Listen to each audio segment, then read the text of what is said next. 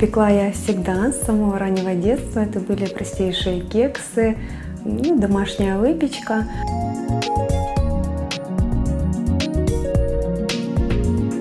Свой первый серьезный тортик я сделала подруге на день рождения. Это был 8 класс.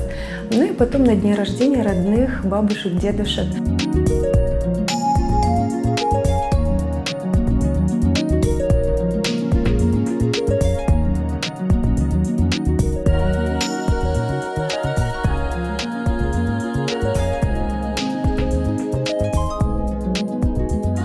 6 лет назад, когда моему сыночку исполнилось 5 лет, тогда еще были очень редкие, в диковинку были торты мастичные. Вот тогда я сделала свой первый мастичный торт. И после этого прошла массу курсов у продвинутых, небезызвестных кондитеров как России, так и Украины.